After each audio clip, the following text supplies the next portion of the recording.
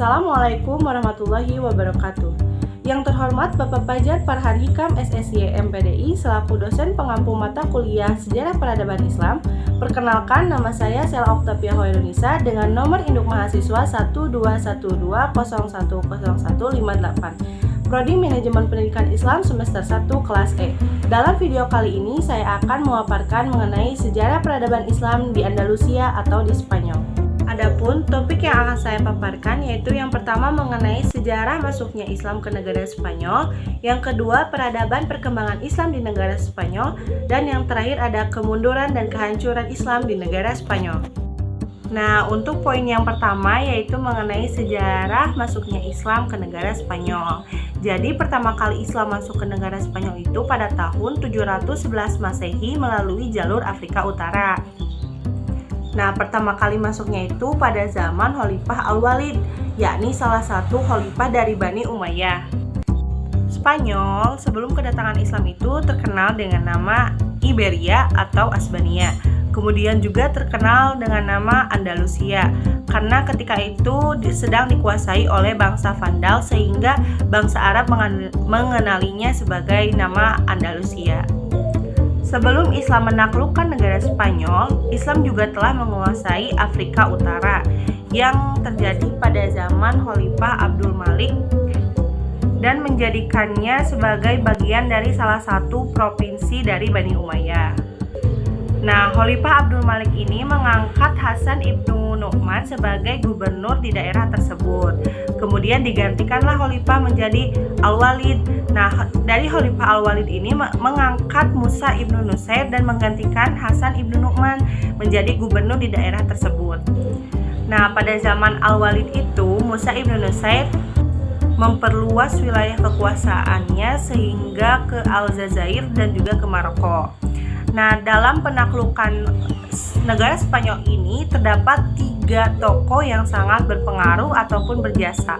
Yang pertama ada Torik ibnu Malik, yang kedua ada Torik ibnu Ziyad, dan yang ketiga ada Musa ibnu Nusair. Tokoh yang pertama yaitu ada Torik ibnu Malik. Nah, beliau itu dikenal sebagai perintis dan penyelidik. Beliau bersama bala tentaranya itu menyeberangi selat yang berada di antara Maroko dan benua Eropa itu dengan satu pasukan yang berjumlah 500 saja.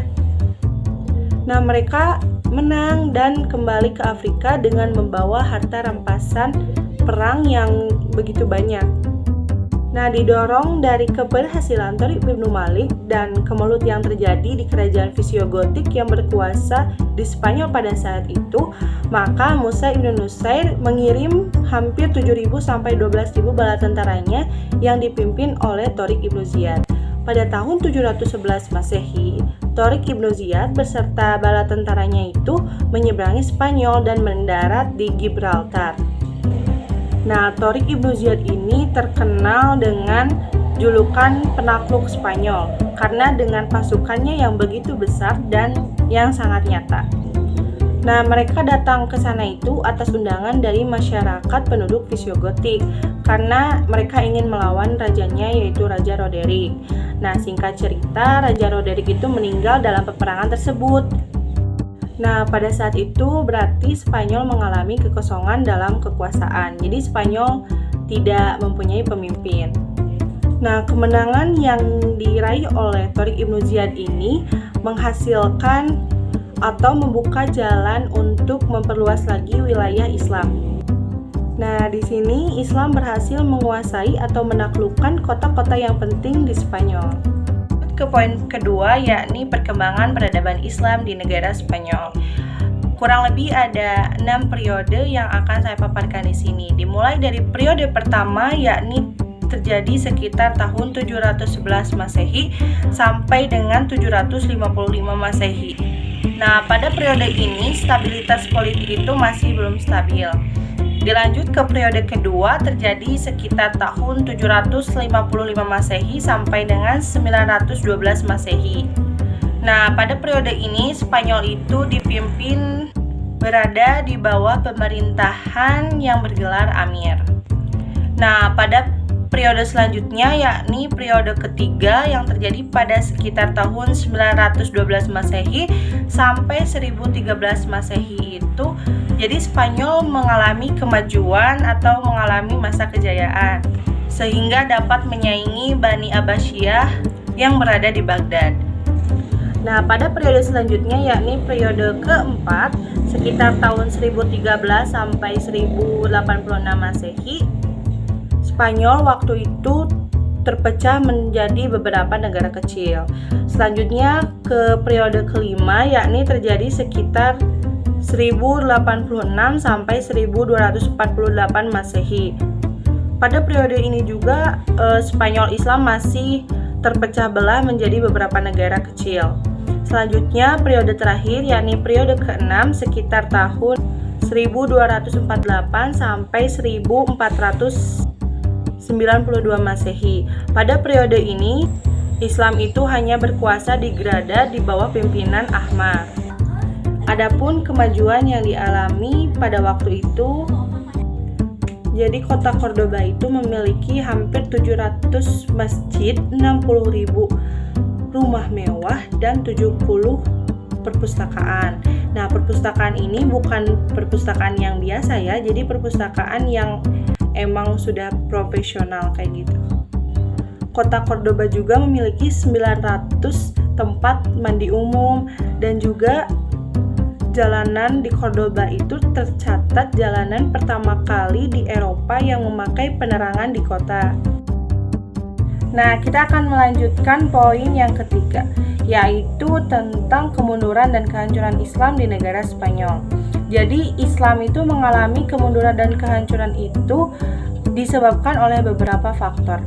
Faktor yang pertama yaitu konflik antara Islam dan Kristen. Nah, konflik Islam dengan Kristen ini awal mulanya itu karena kurang maksimalnya seorang penguasa itu dalam melakukan proses Islamisasi. Nah, pas waktu itu para penguasa itu hanya mewajibkan untuk membayar upeti saja dan membiarkan umat Kristen itu menganut agamanya dan melakukan hukum adat dan tradisi seperti biasanya, asal tidak ada perlawanan dari mereka. Nah, masyarakat yang Kristen itu juga masih menganggap bangsa Arab yang Islam itu sebagai penjajah. Nah, makanya itu tuh malah membuat rasa nasionalisme masyarakat Kristen itu semakin kuat gitu. Nah, ini itu menjadi salah satu penyebab kenapa Islam di Andalusia itu selalu bertentangan dengan Kristen. Akhirnya puncaknya itu pada abad ke-11, Islam itu mengalami kemunduran, sedangkan sebaliknya Kristen mengalami kemajuan yang sangat pesat, apalagi dalam bidang ilmu pengetahuan teknologi dan juga dalam strategi perang. Kedua yaitu tidak adanya ideologi pemersatu. Jadi waktu itu tidak ada ideologi pemersatu yang dapat mengikat kebangsaan mereka. Malah kebanyakan dari suku mereka itu akan membangun lagi jiwa fanatisme mereka supaya mereka dapat mengalahkan Bani Umayyah. Faktor yang ketiga yaitu faktor mengenai kesulitan ekonomi.